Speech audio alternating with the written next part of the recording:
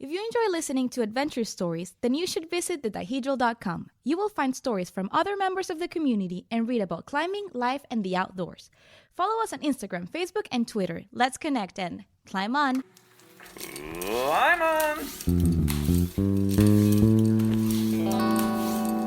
Roll! All right, welcome to another episode of the Dihedral podcast. This is Carrot, joined by an absolutely astounding panel of creative thinkers and activists here to talk about unique ideas that could help combat the climate crisis. In the interest of time, I've asked the panelists to introduce themselves before we set off on what is sure to be an immersive and educational discussion on climate change. So, Marion, welcome to the show. Would you mind starting us off and introducing yourself?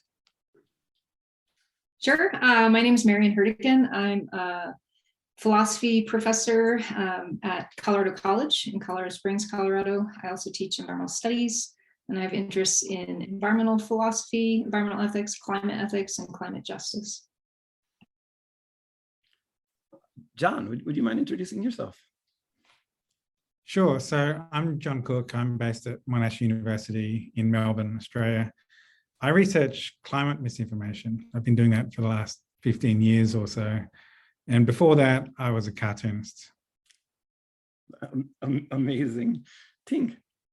I'm Ting Lester. I'm 16 years old, a junior in high school, and I've been working in this group called Young Women's Voices for Climate. And you're also a rock climber. Yeah, another rock climber. Woohoo! Beth. My name is Beth Osnes, and I'm a professor of theater and environmental studies at the University of Colorado in Boulder, where Ting climbs her rocks. And I get the joy of being one of the grown-ups who works with a lot of youth in really supporting their voices to author a sustainable climate future and to act up with joy and energy and creativity. That's awesome.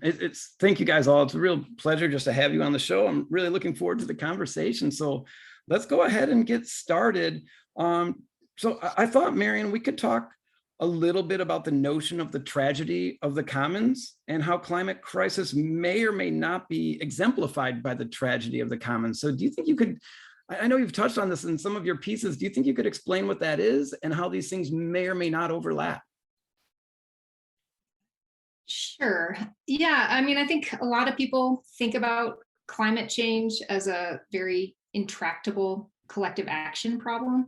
Maybe that's a easiest way to think about climate change instead of using the tragedy of commons frame specifically. But I think collective action problems are problems where addressing the problem well generally requires some kind of coordinated collective action, and where there's often a misalignment between people's sort of individual interests and individual incentives and broader collective good.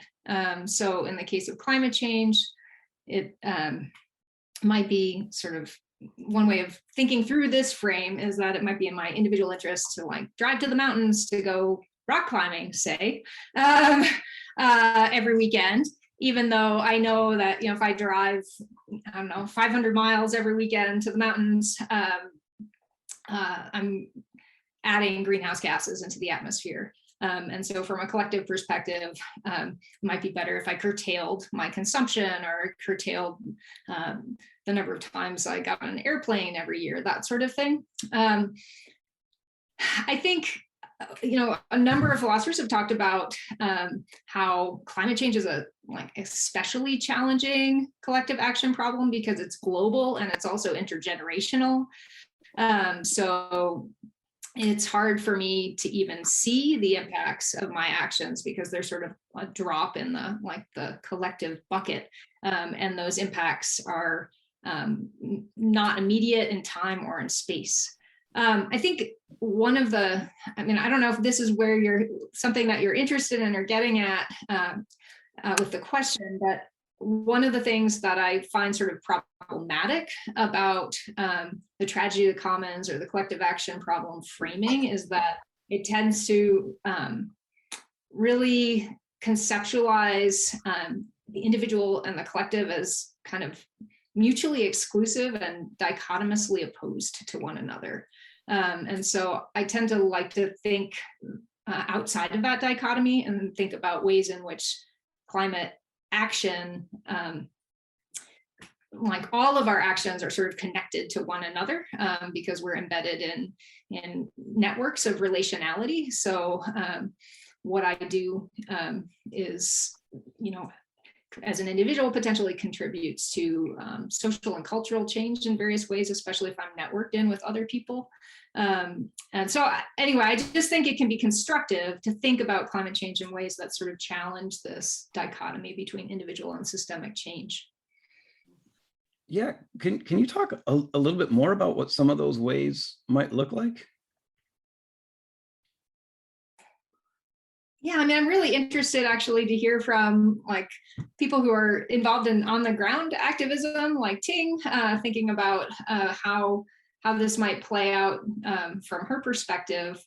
But I guess, one thing I think about is that if I'm committed to certain values and committed to doing something about climate change, that might lead me to try to align the way I live with my values. So maybe I don't want to buy, maybe I don't like the fact that my electricity is coming from a coal-fired power plant, if it is. There are different ways to, approach that disconnect between my values and my actions. I could put solar panels on my house. I could buy wind or solar power from our local utility company.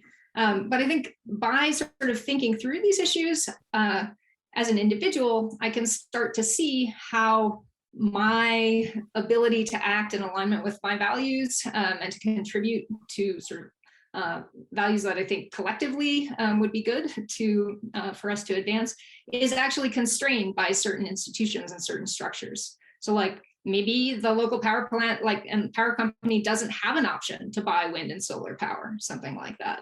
Maybe there aren't good incentives or financing options for people to be able to afford to put solar power on their, photovoltaic panels on their house without a huge upfront investment. So that might lead me to think about well, maybe I should talk to my neighbors about how we could get around some of these things. Like maybe we should go to a public meeting and think about talking with the utility company about creating lower barriers to household level PV. Maybe we should think about other kinds of opportunities that could be, other kinds of ways in which structural change could make it easier for us to act individually and sort of in community to address climate change. So that's one example. I mean, I also think that all of us are sort of embedded in institutions, and all of us have access to different forms of power through those institutions. And so thinking about how am I positioned and what kinds of what power do I have as a teacher, for example, or as a member of a college community that makes decisions about the food that they purchase or the transportation that they use or the buildings that they build. All of those things I am empowered to play a role in some of the decisions surrounding those and to work together with people in those institutions to affect change.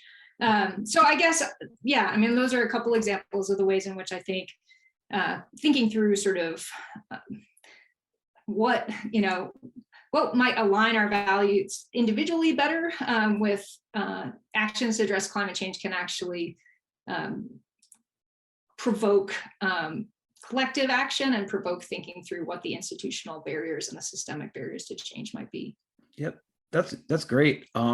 As you were talking, and you mentioned Ting, and it kind of got me thinking. I mean, four of us are pretty similar in that we are college professors. Ting, you're a student, and I really like how Marion talked about each person finding their own power. As a 16-year-old high school student, what have you done to find your power, and what can you say to other young people who are looking for ways to help? I am very lucky to have been brought into the fold by Beth and to learn how to be vocally empowered. And I have learned that although I may be young and this world is still vastly bigger than me, I still feel like I want to make a change. And even if I might make even a small impact, at least I'm making one. And I find that, like Marion was talking about, I've even had discussions with my dad about how is throwing away one can in the recycling going to make a difference? And I'm like, yeah, okay, maybe it's not. Maybe that one can's not going to tip the balance of climate change, but at least you're actively making that one little drop in the pond.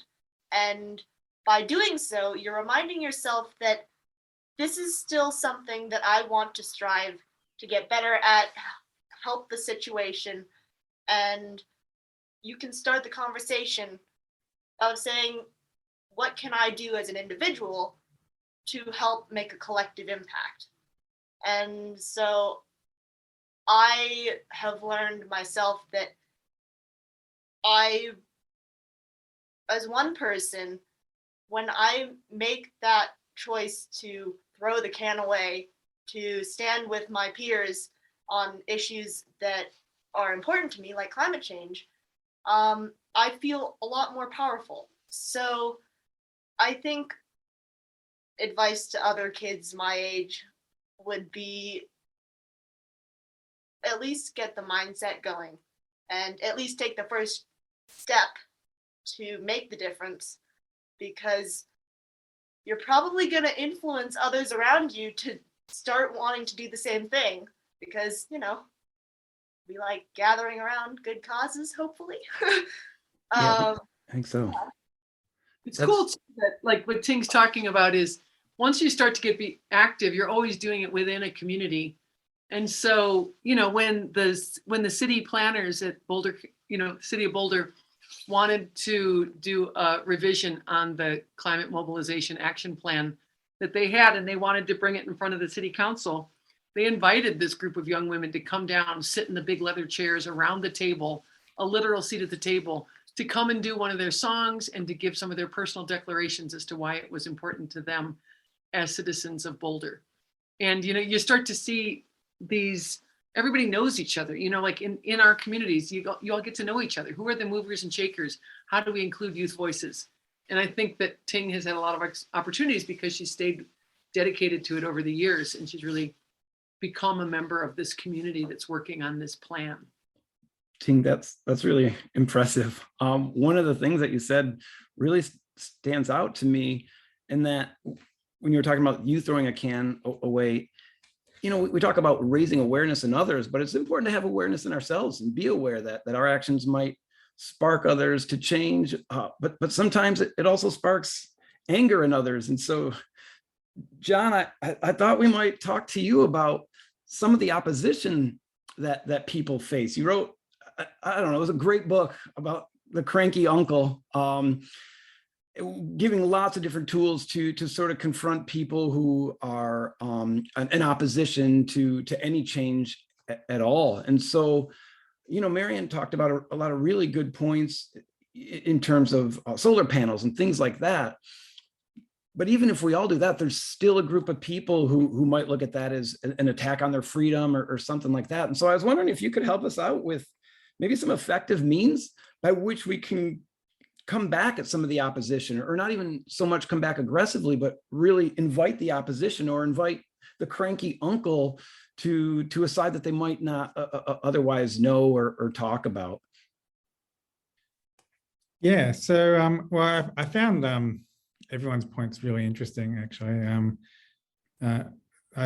Marion mentioned this false dichotomy between collective action and individual action, and that's something that I actually explore in the Cranky Uncle book, because often the issue is framed as how do we reduce our carbon footprint, or do we, you know, contribute to collective action? And I think the answer is both.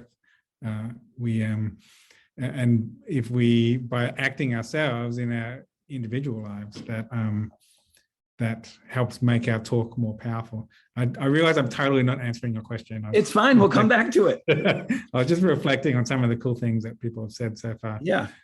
As for, but as we do talk more, as we do speak up, and I think as Ting was saying, just having those climate conversations is one of the most important things that we can do. And you can get pushback against that. And there's some interesting research by Janet Swim and Nate Gaia on why don't more people talk about climate change, because a lot of people who are concerned about it don't even have those conversations. And they found that one of the big reasons why was because people were worried about pushback, worried that their cranky uncles might throw an argument at them and I don't know the answer to that, and they might be made to look stupid. And firstly, a lot of studies have found that the amount of pushback we anticipate is never as much as, is much higher than what actually happens. We always receive less pushback than anticipated. So cranky uncles might seem like there is a lot of them out there, but they're a very small minority. And the vast majority of the public are concerned or alarmed about climate change. That said, it can be quite empowering to inoculate ourselves against the types of arguments we might hear from cranky uncles. And that's what my work has been focused on, inoculation, building our awareness of the types of arguments that we might hear from people who are dismissive about climate change. And the way to do that is just to build our awareness, learn about the different techniques used to mislead. This doesn't just help with climate change. The same techniques that we hear to deny climate change are also used to downplay COVID-19 or cast doubt on vaccinations or all forms of misinformation. We see those same rhetorical techniques across all issues.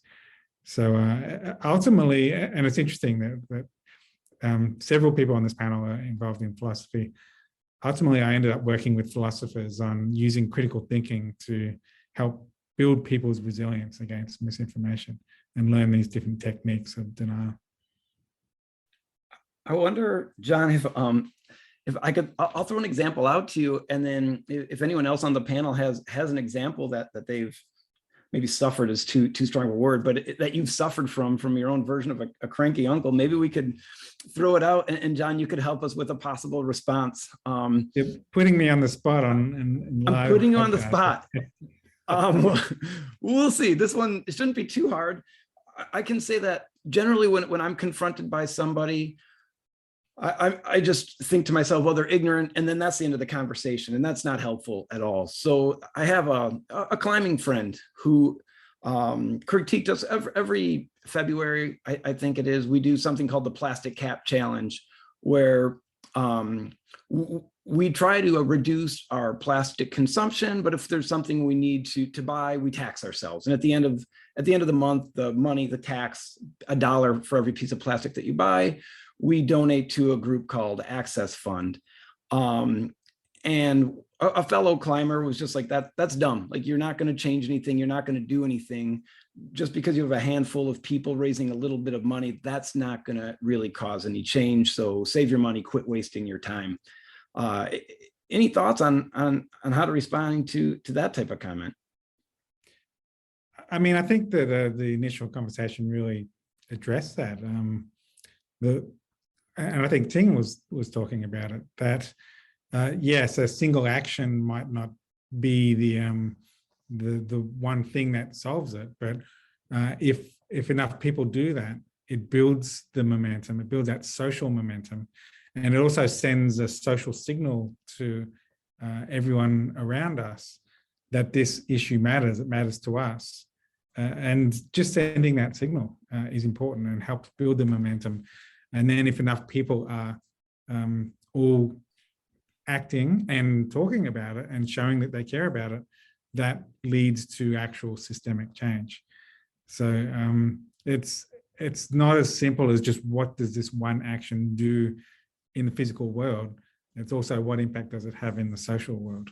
And we all have important voices and we should use them. That's great. Marion, I know that You're very well published in this, and I imagine some of the responses that you get are more philosophical, but I'm wondering if you've had to ever confront somebody who was more than just being philosophical as a response to some of the things that you've written.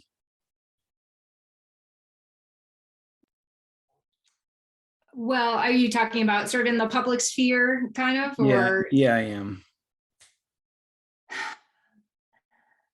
Yeah, I mean, I think it's interesting. I think the kinds of I think there's some interesting different kinds of pushback that arise. I mean, one I was thinking about, which is more something that I encounter with students these days. I mean, it was interesting, Ting, to hear you talking about how action is empowering, and hear John talking about how action can sort of building on what you said, Ting.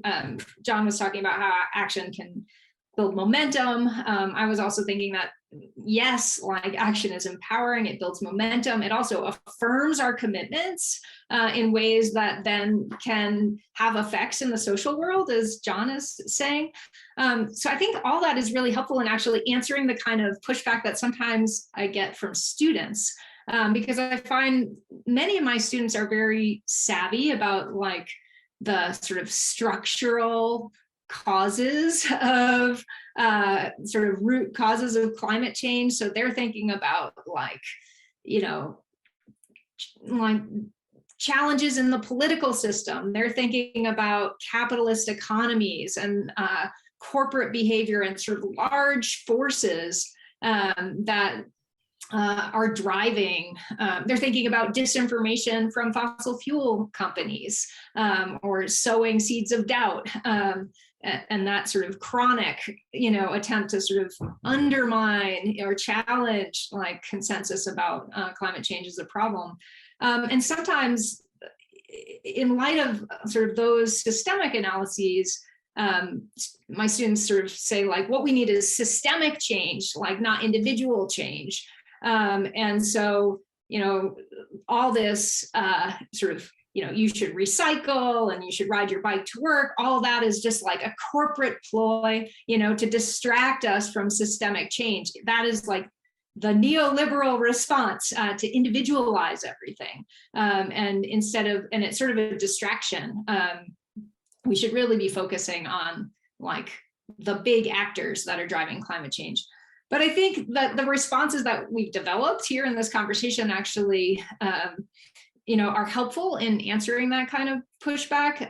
It clearly, like you know, the political system acting, you know, in the political system is important. Clearly, like thinking about like large transitions in away from fossil fuels and away from fossil fuel economies are important. But I think one of the things that the conversation has brought out a little bit is that it isn't that dichotomy, right? Like social change is multi-scalar and multi-layered. And also sometimes what we do locally can have, I mean, I think we can also look for things that have co-benefits, right? Like, so thinking about different transportation options along the Front Range corridor from Colorado Springs to Denver to Boulder and Fort Collins, like those, you know, changes toward more sustainable, more fuel efficient, or more, or maybe a Front Range rail line, for example, like those sorts of things, like would be good for climate change, but they would also reduce ozone pollution, which has become locally like a big problem and contributes negatively to health outcomes and things like that. So I guess, yeah, that's one place where I've gotten pushback. Interestingly, students who are really concerned about climate change, but think there's nothing they can do about it because addressing climate change requires overthrowing capitalism, and that's impossible. Yeah. I definitely would like to add to that, because it is a big problem that is kind of human nature that we need to overcome. That so many people like to believe that something is a problem, but they can't do anything about it because someone else will deal with it. Someone else will solve the problem and it'll suddenly be okay. And they didn't have to do anything and get off the couch. that's not true. And a lot of people forget sometimes that change for the collective has to start with the individual. It has to start from the grassroots, from the people protesting on the sidewalk to the legislative and worldwide change. And we've got to remember that, yes, we are really small when we look at it, but that doesn't mean that we can not influence and add our voice to the conversation, or else the conversation won't start in the beginning. I kind of think of like ingredients, like when you make muffins or a cake or something, the baking soda is a really small percentage of what actually goes into this recipe, but it is the rising agent. So like a few people who are rising agents can make a huge difference in the texture of and the deliciousness of life. You know, like you can just make it rise up. So I just feel like every social movement I know has been really instigated by a small group of people, and those people stay sustained in their work when they're feeling that inside integrity, and that's tied to their personal choices and their like, you know, like you were saying, like these small things that become the very texture and the base of their life from which they do this public expansive action. Yeah, Beth, I think I really like your expression. A lot of this does come from personal integrity, and that oftentimes has the ability to get us over hurdles with cranky uncle or people who might be insulting to the work that we're trying to do. I'm wondering if you might have an anecdote or something that you can think of where you had to overcome some naysayers about the work that you're doing or that the work that you're trying to do. I think part of it is that idea that it like the thing that, you know, that Marion was talking about, like this consciousness of like, oh my gosh, we've been tricked into thinking it was our carbon footprint that we should be focusing on. And I think it caused a lot of shame, because I think a lot of people really got invested in that and took that seriously and cared about it. And they felt tricked, and they felt that they'd been made to look stupid by caring about their personal. And I think that they come like what I've noticed as well is this kind of swelling of like, I reject that. I'm not going to worry about my own consumption, because that was a trick to make me feel like it was about me and not about the structural inequities and, you know, exploitation that was taking place of the economic system and the environment. So I feel like, and you know, whenever people are ashamed, that's some of our worst behavior, is when we're ashamed. And so I just like, you know, like that shame was really like, that wasn't useful. That wasn't so helpful. But I also feel like I love the idea of it being tied to personal action, because I'm in theater. I'm really all about embodiment, and I'm about us acting, doing, getting into our bodies. And these acts of Ting taking the can and putting it in, that's an action that somehow makes, she is then a person who is acting upon, she's an acting climate. Like these small actions really make us who we are, and they're the physical embodiment of the things that we do. And we impact and we experience the environment so much through our bodies. And if we can get it back into our bodies, we're going to be much fuller in meeting the crisis at hand. We're not going to be just using our heads to think our way through. If I could just follow on to answer Carrot's question about anecdotes or you know, personal experiences with pushback. With my own father, I've had experiences. I kind of actually pull together about half a dozen themes that we've touched on so far about systemic change and incentives and social signals. My dad used to be dismissive about climate change, and we had years of vigorous conversations, arguments, fights about it. But ultimately, it wasn't like a killer argument, or you know, me doing my PhD on climate denial or you know, running a website with debunking myths. That wasn't a killer fact that persuaded him.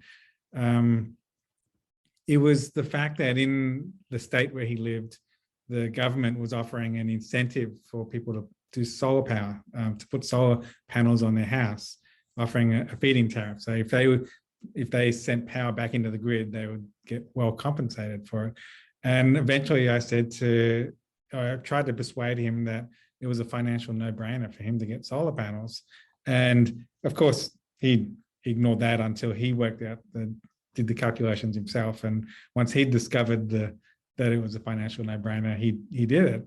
And then every time he got an electricity bill, it was actually a check, or it was actually a credit from the electric company. And he would call me up and boast about how much credit he was getting for his solar panels. And then sometime after that, he magically had changed his mind about climate change, and he was accepting that climate change was real and caused by humans. I think it was a combination of his behavior changing first before his belief changed, as well as the social signal that I was giving him that I cared about it, maybe contributed.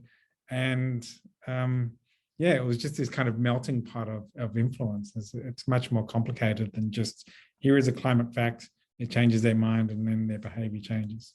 Yeah, John, I wonder if it was partly because he felt like he was part of the solution.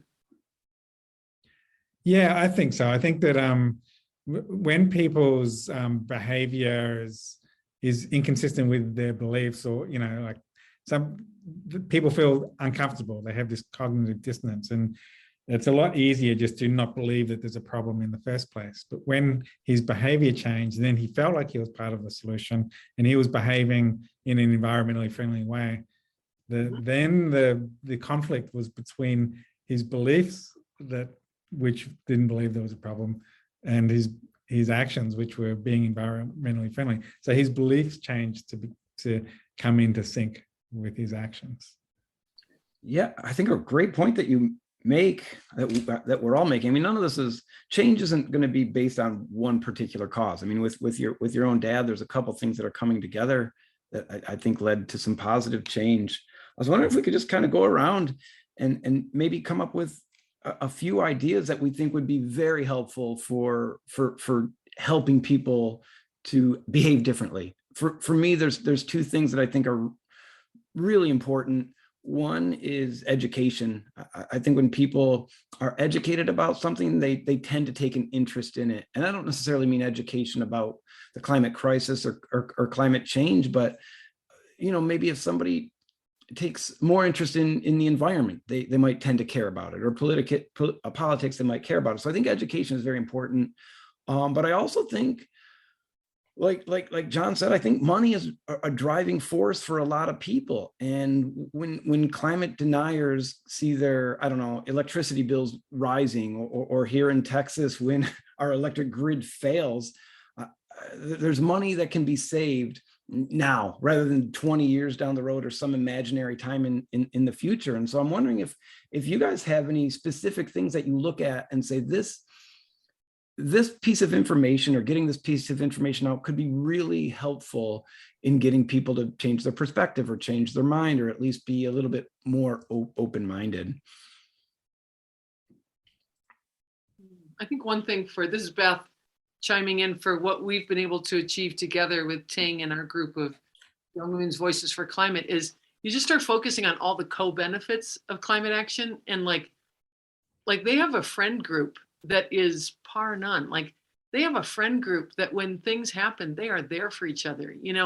My husband passed away less than a month ago, and those girls were there helping my daughter and setting things up for the reception. And they're there for each other when things go wrong. They're there when they come home from college from the first year and they've had some weird experience in a way that they had to figure out. Like, they're there. And part of braided into that strong community is that commitment to a sustainable future. And I just remember Betty Ball, this activist from Boulder who did the Rocky Mountain Peace Institute. And she said, the best thing about this work is the company you get to keep along the way. And it's like, you want to hang out with the people who care about the earth and want it to have a chance in the future. And I feel like these young people have had such quality interactions that I think are going to last a lifetime, that I'll certainly work to keep lifelong interactions. That's brilliant. Yeah, communities, it's so powerful in everything that we do. That's absolutely brilliant. Thank you. Does anybody else have any thoughts or ideas on that? Yeah. I'll just chime in to sort of, echo what Beth was saying. I mean, I think that the first thing I was thinking was find community. Finding community of people who share some of your values that you can team up with and work in solidarity with. They don't have to have the same identities or the same social location as you, but finding sort of shared, commitments even across difference, I think can be super valuable. It also, I think, really does, and I think this is part of, what you were speaking to, Beth, but I think it really does add meaning to our lives to identify with things that are larger than ourselves. And having a community that has sort of shared commitments, I think can really help sustain, those projects that may be, long-term projects, right? Like climate change is not going to be like something that's solved, next month or next year. Yeah. So we have to find, social support and lift one another up. And I like the language of celebration that was used earlier, like have some fun along the way, and find ways to sort of deal with also some of the challenging emotions, I think, that go along with confronting and trying to grapple with the scale and kind of gravity of climate change. So finding community can, I think, really be helpful with, climate anxiety, climate grief, some of the anger and resentment that I think young people probably rightly feel toward, folks in my generation and beyond for sort of passing this problem along without really doing enough about it. So yeah, just really underscoring, I think, that focus on community. Yeah, for sure. Ting, what do you think? Well, I was about to say, touching on your point of passing the load onto the younger generation. About that. Yes. It is definitely, I remember our vocal group, we performed in right before a lecture held about Maria Ohala. Yeah. She does a lot of, was that right? Did I say her name right? Ohala. Did I say it right? She is a psychologist who does work on youth and despair around climate change. Yeah. And the one thing that did stick in my mind was how she was talking about the youth growing up in this world that is full of, this is going to be your world that you will have to fix. Sorry, bye. And not the most hopeful. Yeah. And it definitely doesn't add to or help our generation deal with the stress of what do we do with this environment that is seriously being destroyed because of the impact of generations before us. Yeah. I'm not saying that we also are not contributing to that in this age, but sure. I think we, as children, teenagers, adults, we need to understand that it is all of our fight. It is not just the ones who will be inheriting the earth. Because I know that, since this is a climbers podcast, many of us, most of us, love nature and want to have that for our offspring or for the kids who want to go out in clean air, discover the forests and mountains and oceans that hopefully aren't polluted by the time they get there. And so just to remember that you need to remind others that we are all in this together and that you can't just pull out when you want to, because whether you like it or not, it's affecting all of us. Yeah. John, we talked a little bit about education, the future, community. Do you have anything you'd like to add about maybe something that could cause an impetus for change? Well, let me just sort of go much smaller, because everyone else have given really great sort of broad advice. Just a really small communication tip from me. Analogies are really powerful when whether communicating or just in conversation. And Beth used a great analogy earlier today, talking about baking powder and how we want to be a rising agent is that the right words? I don't cook very much. As a way to affect change. I think that's really powerful. It really clicked for me, and I'm stealing that analogy. Beth, have you? I'm just telling you now. Happy Hanukkah! It's yours, John. Thank you.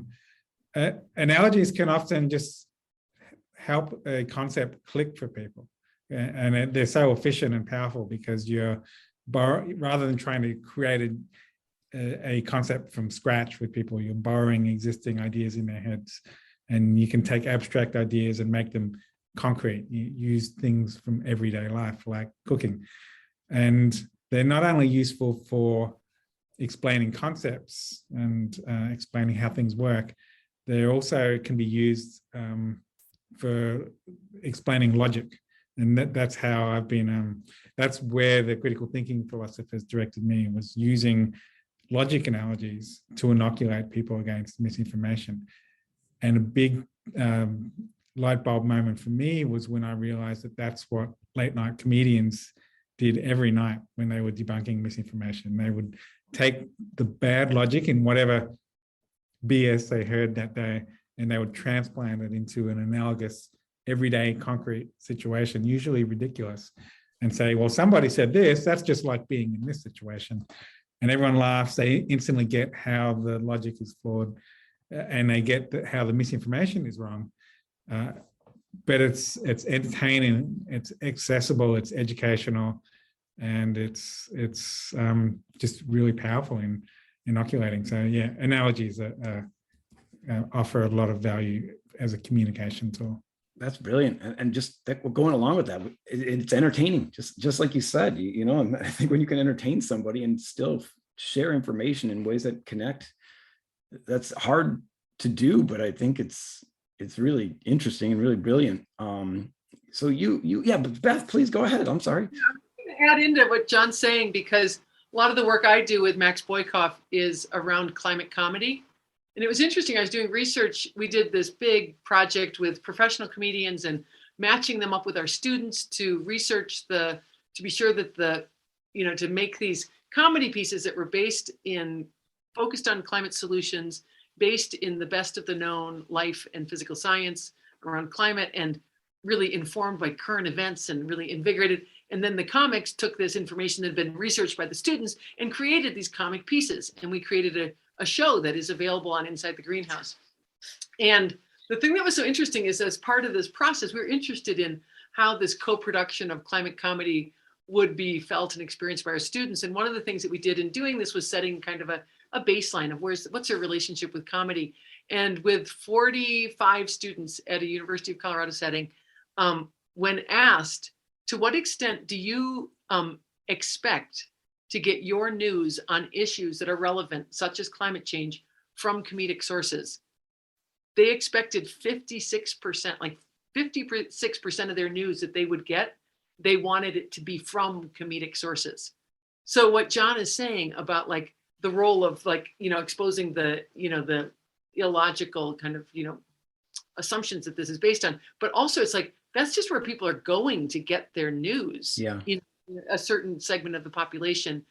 And so it's just so interesting if we get good at doing this, like infusing really sound climate information through comedic sources that's really relevant according to what's going on now. And we can really make for some pretty dynamic communications. It has a lot of the attributes of like stickiness, of maybe it has some kind of emotional resonance. It can have all these kinds of different qualities that make for really effective communication. And that's key to action. You gotta hear it. You gotta hear fire, and then you go, where, and you run. But you gotta hear and believe fire before you do anything. Yeah, Beth, that actually leads me to a question that I was hoping you could talk a little bit more in detail. I mean, it segues absolutely perfectly. I think that I think that creative communication really has to be at the center of any paradigm shift. And I think what you're doing is brilliant, and you're doing it in really new ways that I've never even thought about before. And I was wondering if you can share some ideas with all of us. I mean, specifically with Marion and John and myself, that we could potentially bring back to our theater department and you know, our biology department to get them doing things. So do you have any kind of simple things that students and professors listening right now could actually start to implement without a magnitude of effort? I think that there's a lot of things that we can just do to help our students just be embodied. You know, I mean, of course they have bodies and they're out there playing soccer and they're doing things, but when they're focused on in that kind of intentional way around climate change, we all kind of go, oh, okay, I got to rush up into my brain only. And I think that if we can start to integrate in these embodied approaches from the very onset, like I like to take like readings that are going to be relevant for the day and just say, okay, let's start out with this reading. And I've got this section from Emergent Strategy by Adrienne Maree Brown. And that's going to really help get us going in this kind of conversation we're having in this environmental communication class. And just start by like, okay, this is a thing about waves. Like every wave itself is individual, but it's part of this larger ocean. And this is really how we actually approach emerging strategies that we're going to do change through, you know, and just making it physical, just having it be a warm-up exercise that brings the class, you know, it has other benefits as just learners, as being a community that's coming together and not thinking about the oil change or the, you know, they're hungry for lunch. It's just to come together to be focused. It has all these different co-benefits. And then you're also just like introducing these things that it's in the whole body. And I just have this, being somebody who loves the arts and performance, if something doesn't grab my torso and kind of churn my torso a little bit, I don't really go with it. It's like Thelonious Monk said, like, don't follow anybody if you can't feel them. You know, like we want to feel something. We want to be moved. You know, that's what moves us, is being moved. And the communication strategies that can engage those things, I think, are going to be the most effective. And they can override all these kind of logical things. You know, like, that's why I love working with youth. I feel like youth are just like, they're our common denominator. We all care about our young people. Yeah. And yeah, go ahead. I would love to add to that point that so much of, I think one of the reasons why so many people don't like bringing up the topic of climate change is because it's viewed as a very dark, terrifying, looming on the horizon thing. And what I've learned from working with Beth is that you can have fun finding a solution. You can have fun by making creative, wacky costumes. Like in our vocal group, we made these green dresses, or go-go dresses. Yeah. Or we had veggie costumes that we wore, or we made skits to tell about these different things we could do, or we wrote poems. And all of these different little things, they made learning about the subject and then trying to solve and find solutions for it so much more engaging and interesting and fun, that's probably the reason why I kept with it and why I'm sitting here with you. It was an after-school club, so they had to want to go. Yeah, and I've sure. made really good banana bread with that rising agent baking soda, but it wasn't just the banana bread. So, Ting, please feel free to reach out to Marion with this next question. I kind of have something very specific for you, and you really started making the point right now, and I was hoping you could carry it out under kind of the form of this question. So in philosophy, we often deal with something called the why be moral question, which essentially is this idea is that we can talk about something being right or wrong. Lying, for example, we might agree is wrong, but just because something is wrong doesn't necessarily motivate somebody not to lie, right? They might be like, well, there's other benefits to lying. I don't care that it's wrong. And I think there's some overlap between the why be moral question and the why should we care about the future question. There's a lot of people who are going to be like, it's not my future. Like I'm done. As far as I can tell, I'm going to make it. I'll die. Why should I care about Ting's future or anybody else's future other than my own? And so I'm wondering if you can talk a little bit to that point. Why should somebody who isn't going to be around for whatever is to come care about what you're going to have to deal with? Well, I would say, as a person who's going to inherit this future, just a little bit, I care because it is going to be my future. And I do want to have nature and beautiful mountains to climb. But I would say, wouldn't you, even if you're not going to live in it in the future? That sounds morbid. It's a hard question. Wait a minute. For you who has already felt like you've tried doing your part and that your fight's over now, does it sit right with you to say, okay, I'm done. The passion's out. The fire's burned. I feel like that's essentially giving up. It's not only giving up on climate change and helping the earth, but it's also saying, I don't have the will to keep going on something. You don't have. It just sounds sad to me.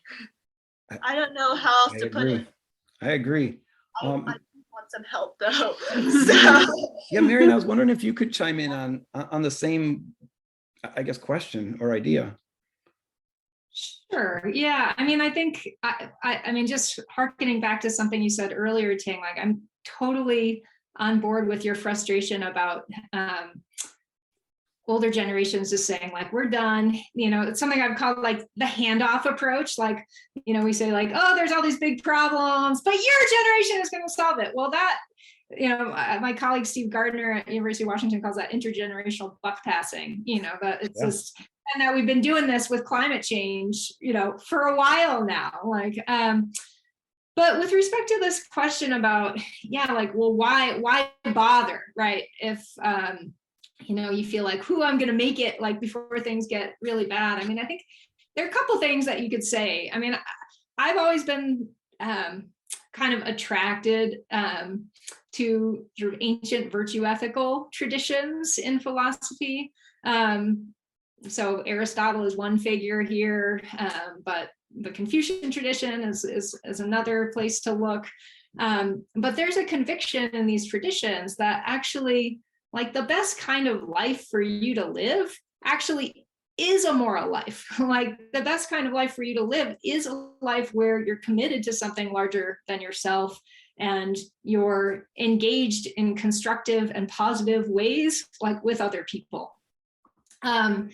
So, I mean, I think, and I think, you know, there's something to that, like this idea that really flourishing as a person, having like a rich and meaningful life, like, you know, that probably requires more than just sort of like satisfying your near term, like hedonistic kind of impulses, like eating lots of brownies. I mean, brownies are great, like, don't get me wrong, you know, but like, you know, that's not what the only thing that life is about, right? So, I mean, I've also heard people talk, we had a commencement address at CC a few years ago where the speaker talked about an exercise where that kind of pushes people into a different frame where you might think about, like, what would somebody write about you after your death? Like, you know, what's your eulogy gonna look like? What would you like your eulogy to look like? Right? That's a sort of maybe a slightly morbid way of putting it, but another colleague of mine, Phil Cafaro at Colorado State University, who is interested in environmental virtue ethics, you know, asked this question: what do you want your life to be an argument for? It's nice. I think is actually a pretty deep and profound question. And I think if like we can shift the frame by asking those kinds of questions in a way that might help those of us who are, you know, not 16 anymore, think about why we should nevertheless still be committed and really invested in this work. That's great. John, do you have anything to add to that? Yeah, I'm writing stuff down. I'm stealing I know, that was what great. moves us is being moved from Beth, and what do you want your life to be an argument for from Marion. They're both really powerful or profound thoughts. I don't think I can top that, so I'm passing it back to you. It's really tough. Beth, do you have anything you'd like to add to that? Yeah, I just think that it's like, I feel like I feel like we could dismantle all these things, or we could make a better party.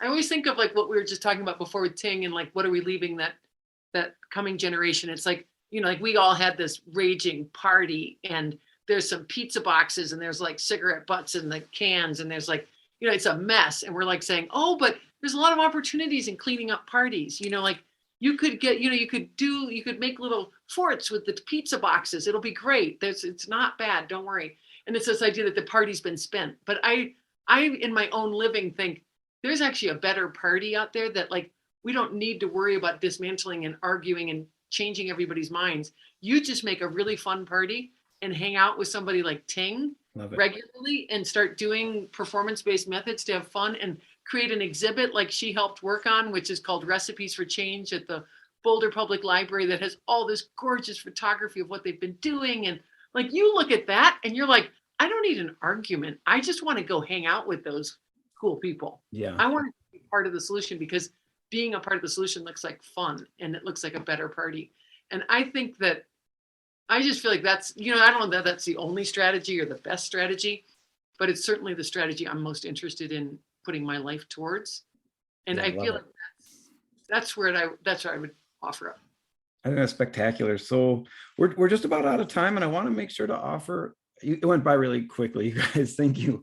I wanted to offer you guys each a chance for either some closing thoughts, or if there's something you'd like to plug or promote. Now's your opportunity to do it. So Marion will kind of hit the ring like we started. Is there something you'd like to say in closing, or anything you'd like to promote?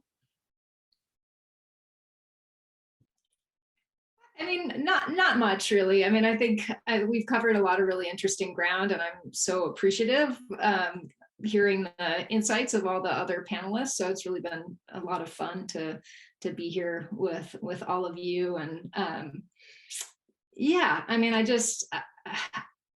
like the idea of the more fun party. Sort of thinking about, you know, a party that's not going to destroy the planet instead of a party that is.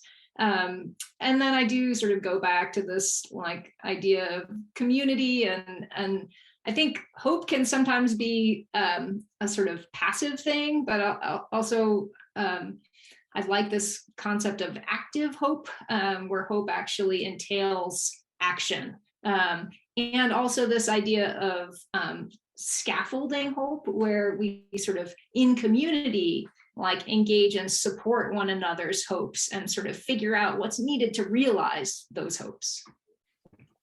That's great. John, how about you? I do have a gratuitous plug.